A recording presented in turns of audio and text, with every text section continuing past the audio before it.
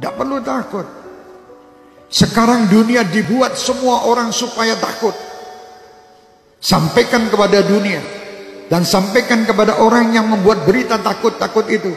Kami sebagai umat Islam dan kami bangsa Indonesia tidak pernah takut dengan siapapun. Kami hanya takut kepada Allah Subhanahu wa ta'ala yang menciptakan kita, yang menciptakan semua permasalahan yang ada ini. Allah, dekatlah kita kepada Allah, insya Allah semua akan nyingkir. Bingung sekolah Indonesia ini, dunia semua dengan corona. Astagfirullahaladzim. Kenapa tidak takut sama Allah?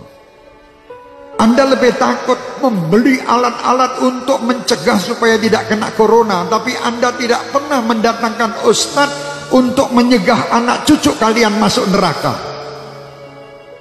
Tidak pernah. Pernah ragat untuk ngurusi anak cucu supaya tidak masuk neraka? Tidak pernah. Tapi kalau berita corona, apapun dijual guna untuk membeli supaya selamat daripada corona. Mau mati sekarang, mati besok tetap mati. Sudah tidak bisa, kita mau lari dari kematian, tidak bisa. Supaya kita selamat, ayo dekat kepada Allah. Tidak ada mudarat. Siapa yang meninggal kena virus, pasti yang sudah ditetapkan Allah harus meninggal pada waktu yang ditetapkan. Didatangkan malaikat pencabut nyawa atas perintah Allah, lewat sakit kena virus. Tanpa kena virus itu pun yang meninggal tiap waktu tetap terjadi. Lalu apa yang harus kita lakukan? Apakah kita panik? Jangan. Panik tidak menyelesaikan masalah. Kita baca mengapa syariatnya Allah takdirkan ada ini. Oh, makan tidak terjaga, hidup yang kotor, dan berbagai hal yang kita bisa dapatkan informasinya. Efeknya, sempurnakan syariatnya, hidup bersih, makanan bersih, sikap bersih, plus doa yang banyak. Karena virus itu tidak akan menyentuh kita tanpa izin pemilik diri kita. Tubuh ini milik Allah hadirin, bukan milik kita. Tubuh ini tidak akan terluka sedikit pun tanpa izin pemiliknya. Tubuh ini tidak bisa mati kecuali dengan izin pemiliknya, Allah Subhanahu wa ta'ala. Oleh karena itu, mendengar virus corona, yang harus diingat bukan virusnya, tapi pencipta, penguasa, pemilik segala-galanya, Allah Subhanahu wa ta'ala. Dan kita harus tahu bahwasanya musibah itu bisa Allah timpakan kepada siapa saja. Fitnah itu akan bisa Allah timpakan kepada bukan orang yang berbuat zalim. Yang la tusiba dan la dzalamu minkum khassah, tidak akan menimpa kepada orang yang bermaksiat saja, tidak. Bisa saja yang ridho dengan orang bermaksiat akan ketimpa juga. Mungkin semacam itu. Jadi ada sebuah tempat dia melakukan kemaksiatan lalu Allah timpakan musibah, orang berimannya kena. Cuman buahnya orang beriman ini nanti tetap selamat di akhirat. Baik. Jadi semacam itu, musibah akan selalu ada. Hari ini ada ini, ada itu, kan selalu ada.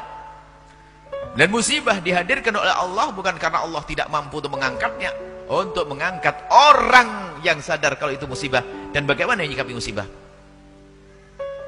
Jadi Allah yang mengangkat derajat seorang hamba itu bermacam-macam cara. Ada jadikan ahli ibadah, kaya raya, sedang menderma, punya ilmu, jadi ulama, dan seterusnya. Ada dikasih sakit, kasih bencana, macam-macam. Itu kan kisah dunia. Kalau pengen nggak ada ujian, nanti masuk surga, nggak ada ujian. Baik. Lalu bagaimana sikap kita di saat kita melihat musibah yang menimpa satu kaum misalnya? Pertama, kembali kepada Allah Subhanahu wa ta'ala. Tadi kami sampaikan. Kembali kepada Allah. Banyaklah istighfar kepada Allah. Jadi kalau ada musibah itu adalah jangan sombong kepada Allah. Karena bisa saja musibah itu karena dosa-dosa kita. Banyak istighfar kepada Allah agar Allah jauhkan dari musibah. Istighfar yang banyak. Istighfar. Astagfirullah. Apa yang terjadi setelah datang virus corona? Apa yang terjadi?